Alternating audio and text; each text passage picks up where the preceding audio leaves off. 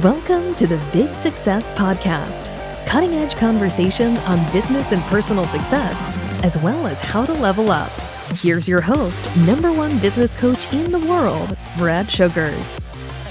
Wow, that's all I can say. The Big Success Podcast today, Professor Damian Hughes. His podcast is on high performance. You imagine the number of people he's interviewed that are amazing performers around the world. Now, not only is he a professor of organizational behavior and studied this stuff, comes from a boxing background, he'll tell you a bit more about that during the whole thing, but being the coach of many sporting teams, like he's been on the coaching staff of England Rugby, the England Roses, Scotland Rugby Union. He's done a whole bunch of things and performed at that high level. His best-selling books, so many of them. I love this one. That's my favorite, the Sir Alex Ferguson, How to Think Like Sir Alex. But he's written books on boxing greats. He's done the whole thing, studied success. When we get to his answer on what is success and how it works, when we get to his answer on how to scale up, the guy has formulas beyond formulas of how success happens, how high performance happens. So tune in, go right through this thing, take notes. He gives so many formulas, you're going to want to write them down. This is the Big Success Podcast, and this is Damian Hughes.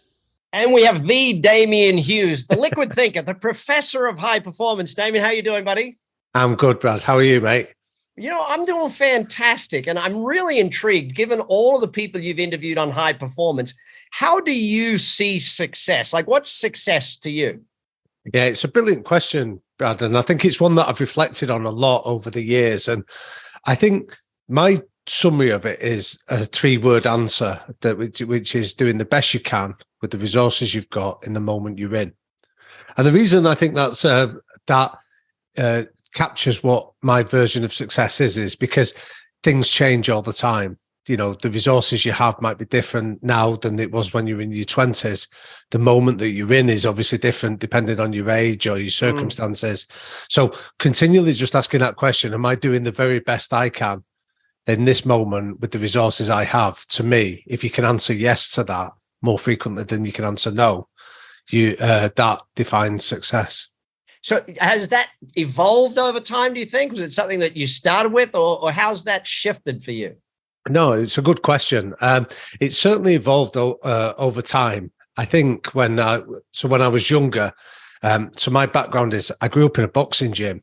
So I was constantly around guys that were striving to go off and win titles or Olympic gold medals or to make a fortune in the sport. So I was very much around that sort of the extrinsic measures of what success looked like, which is a valid and obviously an important factor of it.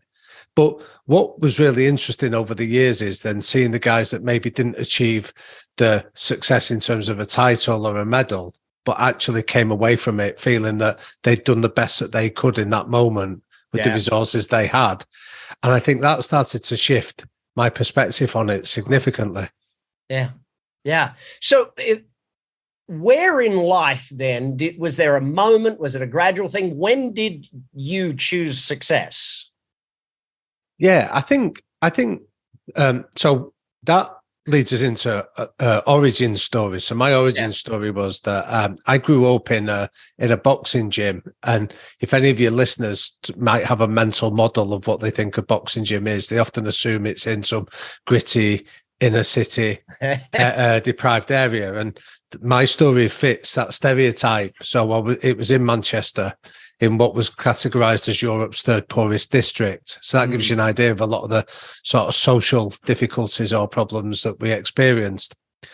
And when I was growing up, there's 2 things that shaped me. One was being around high performance from a really young age, people going off and going on to aspire to those goals I just described earlier. But what I also became very aware of is the power of community there as well, that it was a place where you didn't have to step foot through the boxing ring to feel that you could come in there and be respected and valued and recognized for who you were. You had to comply with the behaviors, which was about coming in and being respectful and hard work and consistent. But it was very much around that. Now, I always presumed my career was going to go down the route of going into sort of boxing, whether that was as a coach or a participant. But my dad was really keen that I pursue an academic angle, because he wanted me to, he felt that that was more sustainable and a far healthier and safer career path. And I was lucky enough, I got a scholarship to a really good school. So that was seen as the way out of those kind of circumstances. And then I nearly squandered it, Brad. So I got there and was like a fish out of water and got myself into a fair amount of trouble and scrapes. And I ended up getting expelled from this school for predictably enough fighting. And what happened was, and I knew that I'd really squandered the opportunity, and it was a teacher that came along the evening I'd been expelled from the school.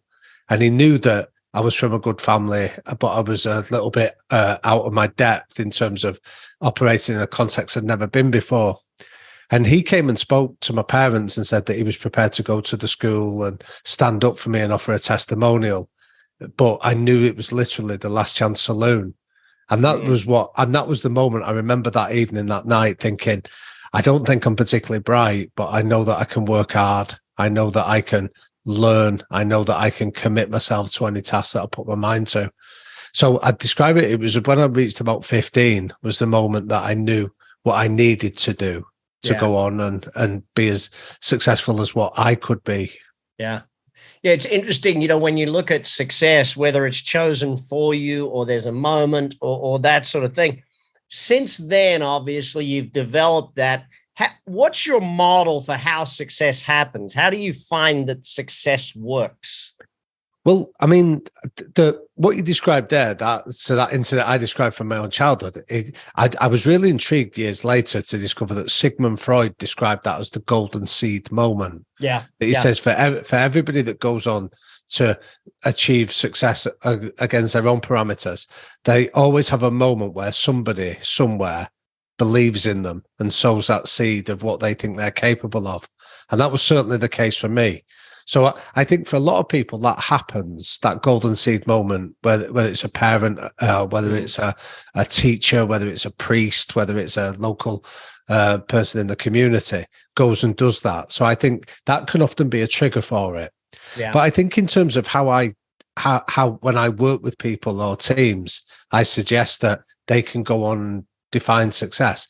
I do a really simple exercise that is badge success leaves clues. Yeah. So what I ask them to do is say, you tell me the parameters of what success looks like for you. If you're in the sales team, it might be your best customer relationship. It might be the best quarter results you've had. If it's a sports team, it might be the best result you've ever achieved. And then we do a forensic analysis of what that successful moment looked like.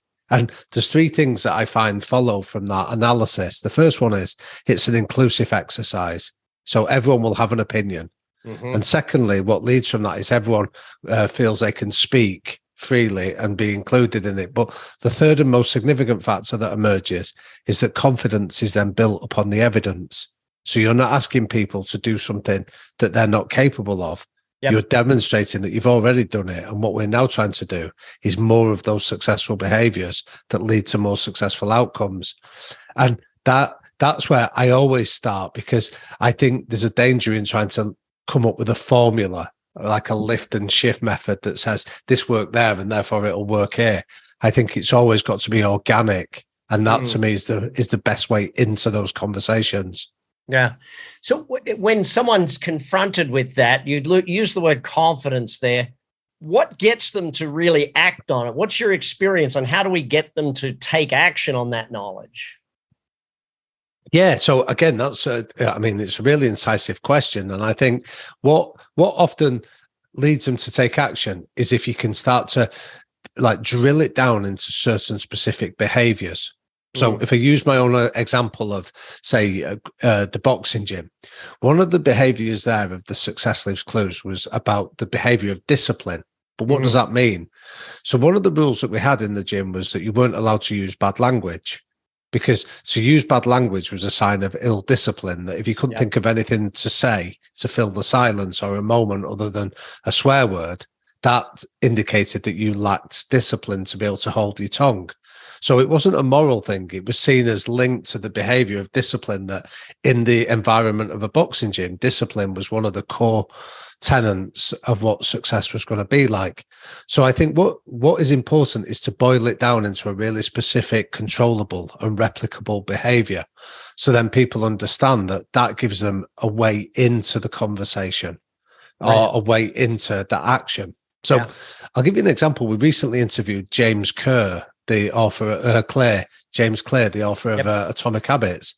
And James Clear was talking about this idea of doing one press up doesn't make you fitter, but doing one press up is a vote for the person you want to become. It gives you a way in to want to be an active, healthy individual. So I think that resonated with me because of the examples of what I was saying of not using bad language in the boxing gym. Didn't make you a better person, but it made you, it gave you a vote for the person that was regarded themselves as being disciplined and able to hold their tongue.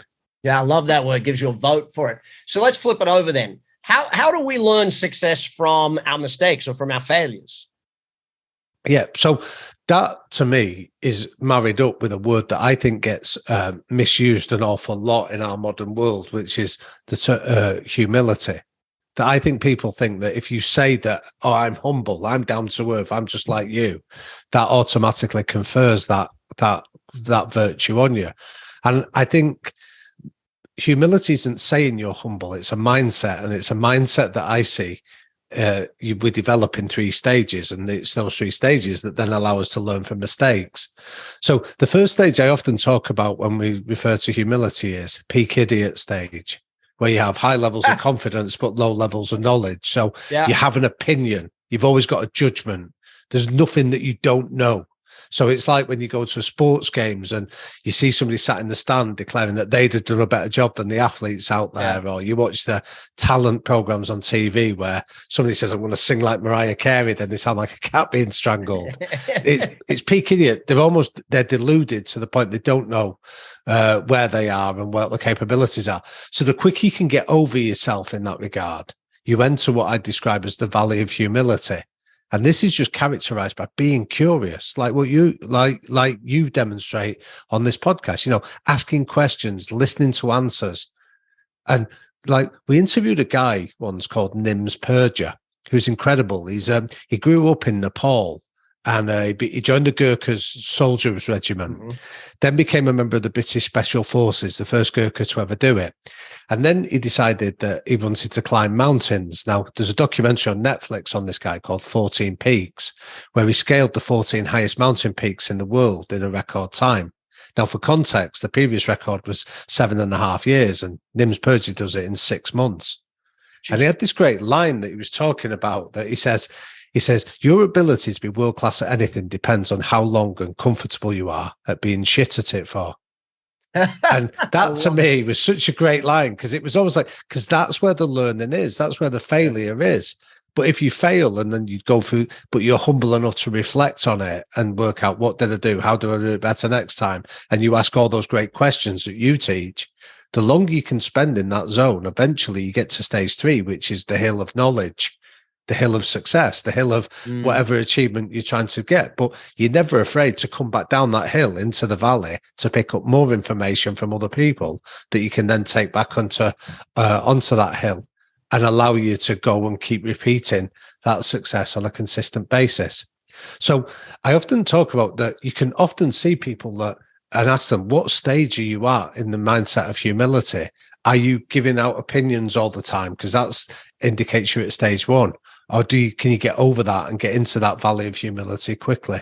And that's what I've seen repeatedly and consistently, Brad, is that the consistent, sustained high performers are constantly in that state of valley of humility, or they're in that stage of delivery and then coming back down and doing that review on a regular basis. Love it. You're on the Big Success Podcast. We will be back with the liquid thinker, Damian Hughes. We're going to talk about how to think like Sir Alex Ferguson. We're going to talk about a whole bunch of things on winning when we get back after the break. When it comes to attracting customers, the only difference between your company and Microsoft, Ford, and Coke is great advertising. In Instant Advertising by Brad Sugars, you'll find everything you need to create killer ads that won't break the bank.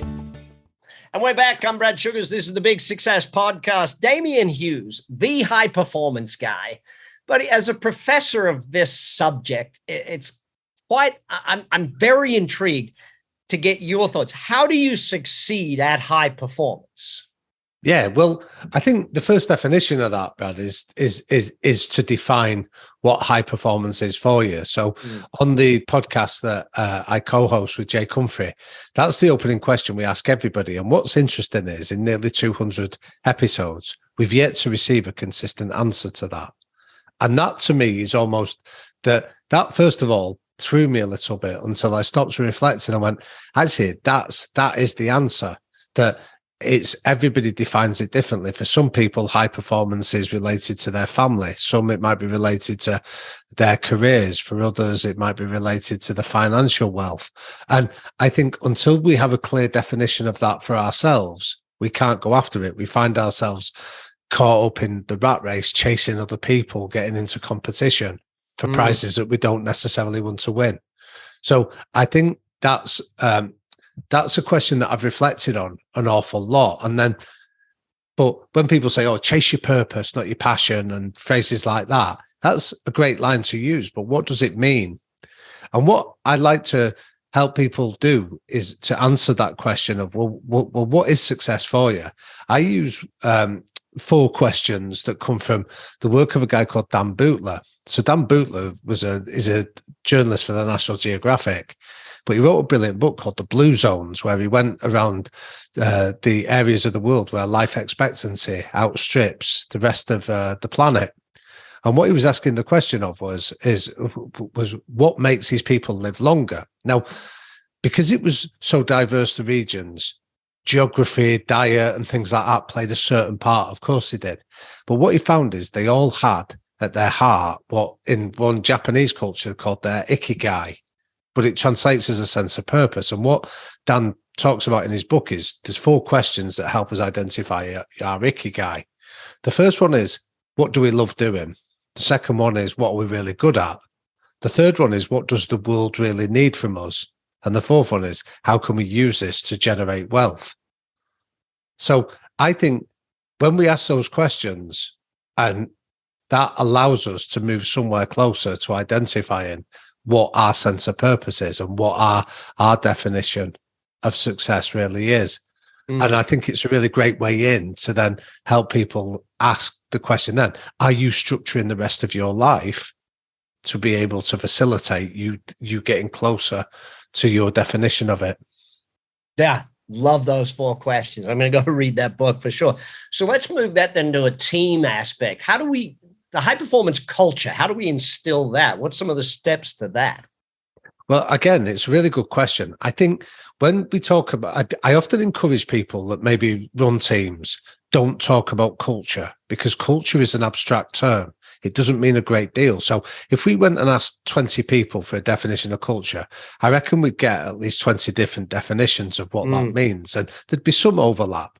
So what I prefer to do instead is to direct them and say, what type of culture do you want? And that leads us into some really quite fascinating research that was done in the early 1990s in Stanford University. There's 2 brilliant professors there called Professors Barron and Hannon. And they used to lecture that culture could be a competitive advantage for a team. And everyone would say, yes, I agree. Where's the evidence? So these 2 guys got funding, went into Silicon Valley and explored this topic. And then after 25 years of it, they produced a paper that said what happens is when you put any group of people together to achieve a common objective, a culture will emerge, but it's a specific type of culture will emerge. And what they said is commonly there's 5 of them. So the first type of culture you can have is a star culture, where you go out your way, you recruit the best talent you can, pay them the highest salaries you can afford, give them the best facilities, and you sit back and wait for all those talented people to deliver. Now, what was interesting in the Barron and Hannon study, Google was one of their companies they studied. So people get distracted and think that Google, therefore, the star culture is the one that works. And what the evidence says is it can work. And when it does, it'll be spectacular. But far more frequently, it'll go wrong. And when it goes wrong, the failure will be just as spectacular. So I once interviewed a football coach that had worked at Real Madrid. They have this Galactico culture in soccer. And he had this great line that said, the trouble in a star culture is everyone wants to be the head waiter and nobody wants to wash the dishes. And it's often that lack of respect, that discrepancy that will undermine it. The second type of culture you can get is an autocratic culture. And this is where it's around an individual sets the tone, my way or the highway. So it's almost, it might be the founder of a business or his charismatic chief exec, but it's basically that fiefdom. And now what the trouble there is when they start making flawed decisions, or when they start taking their eye off the ball, or they surround themselves with an echo chamber, that's where the culture can often be dragged down the wrong pathway. The third type is a bureaucratic culture. And this is where you have lots of policies, procedures, rules, regulations. It's almost like you have a permafrost layer of middle managers. So everything has to go through that. So it's not agile. It's not responsive. Decisions are often made by a committee and consensus. The fourth type is an engineering culture. Now, don't be blindsided by the name. An engineering culture is where you recruit people based on technical expertise. So what happens there is you recruit somebody because they might be great as an accountant, or somebody who's great as a marketeer, but you don't worry about how they behave or how they fit into the rest of the organization. So one of the obvious consequences of that is you can get lots of office politics, people developing their silos and not necessarily sharing ideas. And that then leads us to the fifth culture, which is what's called a commitment culture. And a commitment culture answers two questions at the heart of it, Brad. The first one is, what are we here to do? What's our mission? And then the second one is, what are the behaviors that everybody has to subscribe to? So all you're asking is, what do we do and how do we do it? But you're transparent and explicit about that. Now, what the evidence from Barron and Hannon told us is that the one culture that thrives over a sustained period is a commitment culture. And when they measured this against all the traditional metrics of a business, share price, market share, speed to market, what they found is commitment cultures outperform those other four types on average by around 22%. Wow. So this is where you get really interesting, because then when you then say to people, what have you got currently? And they might identify, go, oh, we've got an autocratic place. What do you want? The answer is often, how do we do a commitment culture? So then you help people structure it, because what can often appear like a clash within an organization, we often ascribe it to personalities. We go, oh, they don't like each other. Yet, whereas when we look at it through the lens of a cultural model, you can often see that a clash might be an autocratic culture coming into conflict with a bureaucratic culture, and there can only be one dominant culture in an organization. So that's where I find that's an easier way in for people to be able to go, right, now I know how to create a high performing culture. What they're effectively describing is a commitment culture. And then you start to look at the ways in which you do that. But you start with those two questions about sense of purpose and what I call the non-negotiable behaviors that everybody has to adhere to. Love it. Love it. So let's go on. You mentioned sustainability and Sir Alex Ferguson. I loved your book. Yeah, thank you.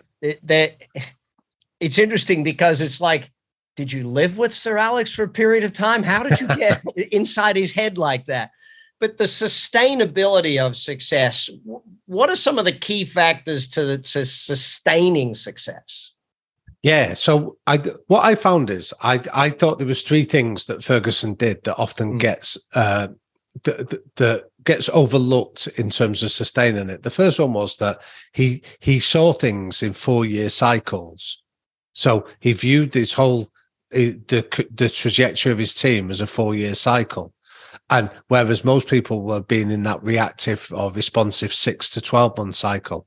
So what he would do is he would view that over that longer term period. So he would recognize that he needed to get rid of somebody, say, in the second year of that 4-year cycle, rather than wait to the 4th year so he could start to recruit. So he was just thinking far longer term than I think most other people do. So that stopped him getting too high on his successes, but too low on his defeats. I think the second thing he did was he managed upwards brilliantly. So there was a period in his first 5 years at Manchester United where he didn't win a trophy, where the team were hemorrhaging cash and yet not delivering success. And yet when I was lucky enough to speak to some of the people that were responsible for maintaining faith with him, what they said was he was fantastic at constantly communicating up to us what he was working on, why he was working on it. So one of the interviews I did with one of the board said, if we'd had sacked him, the next guy that would have replaced him would have taken a year to work out where he needed to be directing his energy. And it was exactly the place that Ferguson already was doing, because he'd explained to us. So I think managing upwards is often a really underrated virtue of coaches, because we assume it's about the cult of their personality, whereas they have stakeholders to manage. And then the third thing that I think he did really well was he refreshed his own coaching and support staff on a regular basis.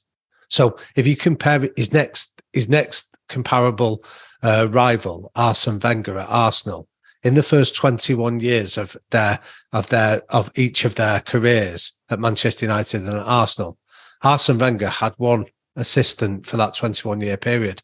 Ferguson in that same period of time had 7. And I think that's significant, because some of these guys were leaving to go on to pursue careers themselves. But what Ferguson was doing was recruiting people to plug his gap in knowledge. So when he had a young crop of players coming through, he recruited Brian Kidd, that was an expert at nurturing young talent. When he had an experienced crop, he recruited a Portuguese coach called Carlos Queiroz that was more savvy than him tactically. So he was constantly open to new ideas and new ways of learning that allowed him to stay fresh and not get stale in terms of what he was doing himself. Yeah. Yeah. So let's go then, the winning mindset. You teach a lot on the winning mindset. And I think that your take on that is really unique. Can you share with us how that has evolved, or how you came to that structure, and how people can succeed at having that mindset? Sure. Well, thanks for the feedback. I think what I did was I was lucky enough to go around the world, going into elite environments and meeting coaches, predominantly from sport. And I was looking at first principles, Brad. So almost like, forget the outcome. What were they doing that was consistently present at the very start? And what I found was there was 5 things that, regardless of the sport or the context they were operating in, that tended to be consistent amongst elite coaches.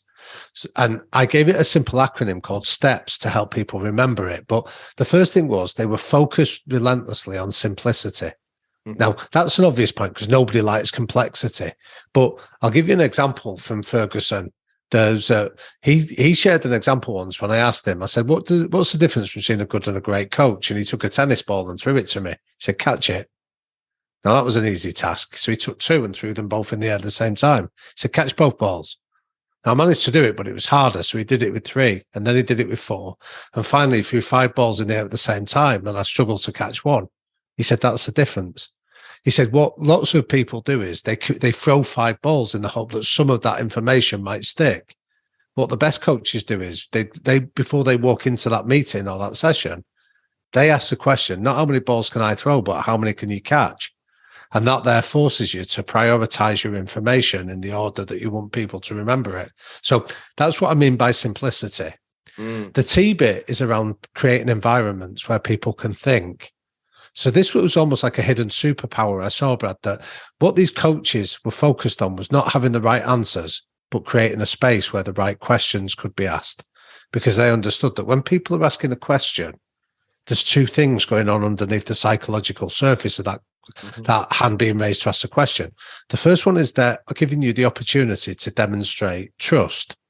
You're building trust in the relationship. How you respond to that, whether it's respectful or you act with integrity or sensitivity, either builds or erodes trust.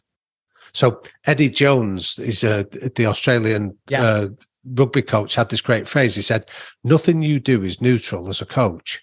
Everything you do either enhances or erodes the trust in the relationship. So that's what the thinking environment does. But the second factor is you create psychological safety as well for people to be able to think. So this phrase psychological safety is, I know you're aware of, but for your listeners, it originates from the work of Amy Edmondson, an organizational psychologist at Harvard, that where her origins of her work came from was that she went into hospitals in the Boston state area looking at what made a great successful hospital. And what she found didn't make sense, that the best hospitals had the highest near misses and recorded accidents and cock-up rates, but the worst performing hospitals had the lowest rates.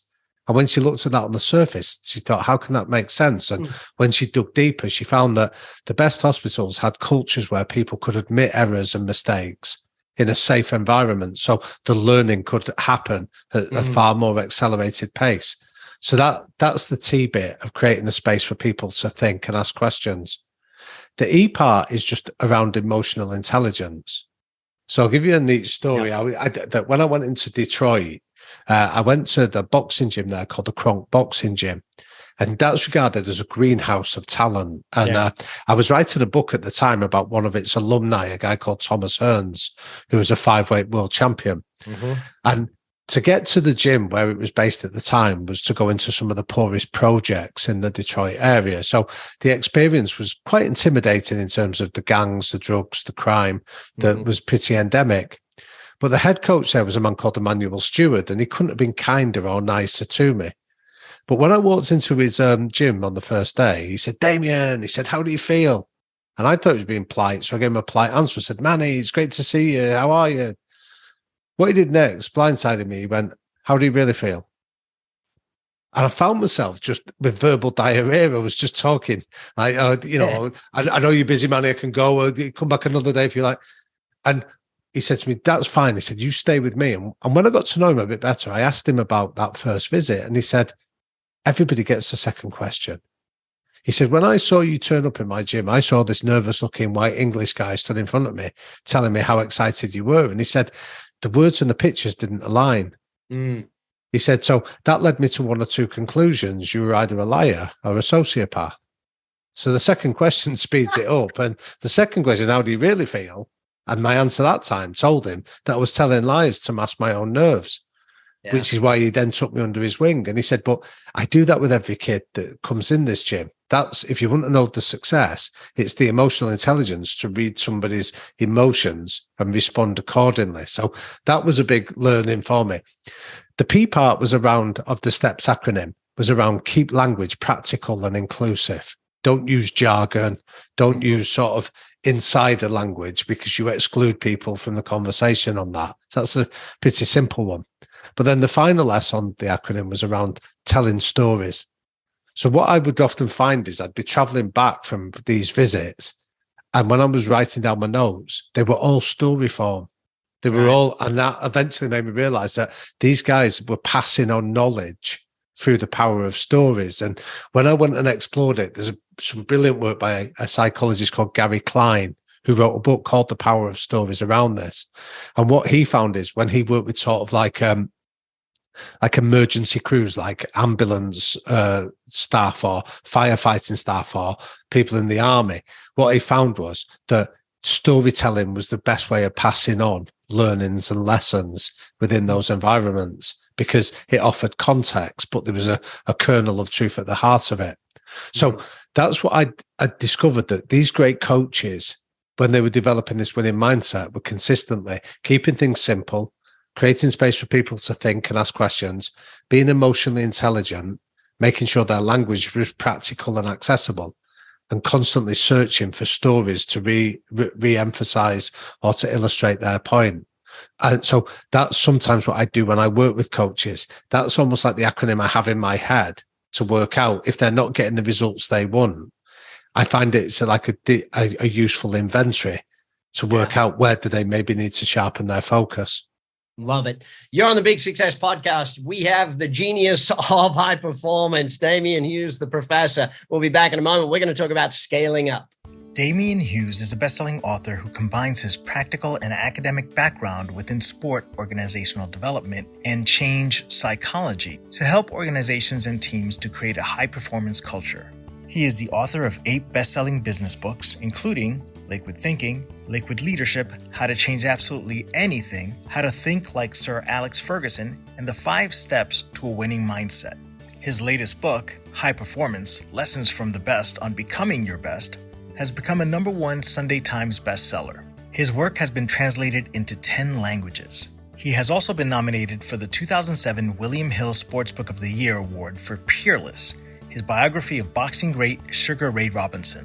In 2009, he co-authored a critically acclaimed biography of boxing legend Thomas Hearns in Hitman, The Thomas Hearns Story. In 2013, his latest biography, Marvelous Marvin Hagler, became the UK's best-selling sports biography. He was appointed as a visiting professor of organizational behavior and change for Manchester Metropolitan University in September 2010. He is the co-host of the High Performance Podcast, an acclaimed series of interviews with elite performers from business, sports, and the arts, exploring the psychology behind sustained high performance. He has served as a member of the coaching team for England Rugby League, England Roses, Scotland Rugby Union, and a wide range of international and national sporting teams. To learn more about Damian Hughes, visit liquidthinker.com. We're back on the Big Success Podcast. It's scale up time. It's level up time. Damian, I have to ask, you've worked with so many people that have done amazing high performance. What's the difference between good and great, or good and amazing? Brilliant question. I think if I was to sum it up in one word, I think it's consistency. I think that it's not just showing up on your good days, it's showing up on your bad days as well. That I'll give you a neat example of it from, again, relating to my own origins. I worked with a guy years ago that was, he was probably one of the most talented British boxers of the last 20 years. But he was the sort of guy that he would get up to run when he woke up. He wouldn't wake up to run, if that makes sense. So He wouldn't set an alarm clock, but he was great. He was disciplined at doing the run, but he would never go the extra yard and set his alarm clock for an hour earlier than he needed to. And whenever he turned up in the gym, he was always 5 or 10 minutes late. And what he was a master at doing was he'd have some funny remark, or he'd make a big entrance and he'd distract you from the fact that actually he was late. And what I think happens is eventually these kind of practices like that consistency of just being late, of never having to go to the well, never having to find the resources to get up when you don't want to get up, then become inculcated in your mental inventory of the type of person that you think you are. And what happened for this guy was his talent was enough that he got all the way through to fight for quite a significant title. And in this particular fight, it was nothing about ability. It was down to consistency. So for the first 6 rounds of the fight, this guy, on his talent, was winning it easily. But in the last 6 rounds of the fight, it was about being able to find that resolve, that resource, that grit to stay in the fight, even when it was difficult. And because he'd never practiced it, he'd never had it as part of the consistency of what he did every day, he didn't have the resources to be able to cope with it. So what was significant was his focus for the first 6 rounds was, how do I win? His focus for the last 6 rounds was, how do I not lose? So he wasn't imposing himself and showing up like he had done. He was holding on and he was clinging on, and there was a desperation to what he did. And the result went against him at the end. And I remember when we were in the dressing room, sort of, he was crying and he was bitterly upset and he was blaming the referee and everyone else. And I remember his coach saying to me, he's not lost that fight tonight. He's lost that over the last 10 years. Wow. Because the consistency of what he's done, it wasn't consistently high habits. It was consistently average habits that eventually become inculcated. So I think this is one of the things that you see repeatedly with elite performers is just showing up. Even when they're on a bad day, they still go through what they have to do rather than just show up when things are going well.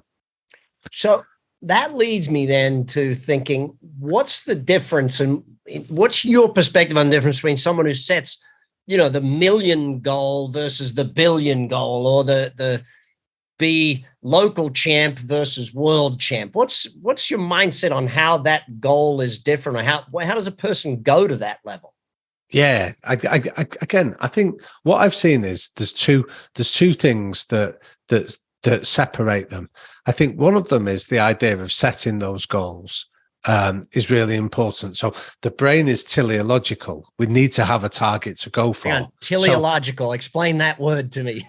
Well, it means that so like a missile needs to have Got it. Got direction. A sight. We need a direction and a sense of it. So teleological means that as humans, the frontal cortex of our brain needs to know the pathway that we're doing. So you can set £1 million goal, you can set £1 billion goal. The brain still likes the fact that you've got a target to go after.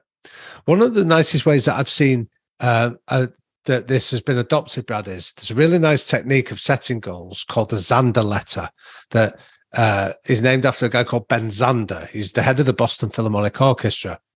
And one of the things that used to frustrate him when he taught appreciation of music was that his students were more focused on the grade that they would get rather than the craft that they were supposed to be learning. So one of his ideas was he used to say to them, write a letter to me dated 12 months into the future as a retrospective of what the year's just been like. So write down everything you've achieved, all your successes, what you're proud of, and write it as if you've already lived that experience. Now, what that does is that opens your brain up to the possibilities rather than the probabilities, the opportunities rather than the threats. Gives you the chance of focusing on where you want to go rather than where you don't want to. So a Zander letter can be a really effective way of setting these goals, whether that's for $1 million or $1 billion. Yeah. But then what seems to take it to that next level, which great performers do, is they then conduct, once they know where they're heading off to, they conduct what's known as a pre-mortem. And this is a phrase from a guy I mentioned earlier, Gary Klein. A pre-mortem says, now I know what the year ahead is going to be like. What could stop all that happening? What are all the things that could kill me along the way? And you work out what are the 5 things that are likely to derail me or trip me up or take me off course. And then you work out, should they happen, how am I going to handle them? Now, what the evidence says is that once you've done these 2 factors of setting a goal, and then you've worked out what can kill you, your resilience to be able to keep going, to persevere and to stay in the fight improves on average by around 32%. Because you know where you're going, but you've also you've got the confidence that you've got the resources to be able to handle the setbacks that are going to occur. Now, 32% is peer assessed research that Adam Grant was leading in his study at Wharton University. Anecdotally, what I found is guys that go after the big goals say to you, it's nothing like 32%, it's far higher than that. So one of my favorite questions that I like asking high performers is, how much of your success is down to talent and the resources you have, and how much of it is down to the mentality and the mindset you've got? And the starkest answer I've had back from that was from Dame Kelly Holmes. So she won 2 Olympic gold medals in the 2004 games. And she described these 2 techniques of a Zander letter and a pre-mortem, and said, when I was running round that final bend in Athens in the Olympic final, she said, the 5 women that were running alongside me, we were capable of running that time 0.2 of a second apart from each other. So the example she used was, she said, you could have thrown a beach towel over us and we would have all have fitted underneath it. So she said 20% of that gold medal was the ability to run fast. 80% of it was the ability to run fast under pressure. And she attributed 80% of that gold medal down to the mentality and some of these tricks. So when I've asked other elite performers, I've yet to hear anyone that comes in with anything less than 70% of it down to mentality. Right. And yet there's a consistency of the idea of setting big goals, but also marrying it up to these pre-mortems seems to be a distinguishing feature. Love it. All right, let's go to the quick fire round, buddy. Go on. Success. How do you succeed at health? Being kind to yourself. How do you succeed at fun, enjoying life? Again, I'm going to repeat it, but being kind to yourself and looking to spot the opportunities to deliberately play and have fun. How do you succeed at self-development, growing yourself? Humility, constantly asking the questions and being curious rather than coming in with an opinion, having empathy instead. How do you succeed at relationships? I read this recently. I think it's the idea of feeling that you're getting the better side of the deal. So that way it makes you humble, but it also then forces you to appreciate your partner. Yeah, love it. All right, final question. Go on. in life, you've obviously read a bunch on success or got a bunch of advice. What's the best advice or the best quote you ever got on success? It came from my dad. My dad was a very successful boxing coach, and he said to me once, if your absence doesn't make a difference, that means your presence hasn't made an impact. So it's the idea that in every situation, offer something. Go into any situation and look to offer something of value. Because if you don't, when you walk out the room, nobody would even register you were there in the first place. Love it. Brilliant. Thanks to your dad, the Mr. Hughes. Damian Hughes, thank you for your time. Folks, if you're on the Big Success Podcast, make sure you subscribe, but make sure you subscribe to Damian's podcast, read his books, connect on all of the links that you've got right here, and keep on learning. Success will come. And that's the Big Success Podcast for today. Hopefully you took a lot of notes. Hopefully you learned a bunch. And hopefully you're going to take action on it. BS, Brad Sugar's Big Success, take action. Check all the show notes for all of the links. So make sure that you have links to every single thing that every speaker has in our show notes. Check them now. Click the links. Take advantage of it. And I'll speak to you again next time on the Big Success Podcast. You've been listening to the Big Success Podcast with the #1 business coach in the world, Brad Sugars. To learn more about how to achieve business and personal success, as well as how to level up or listen to past episodes, visit www.bradsugars.com.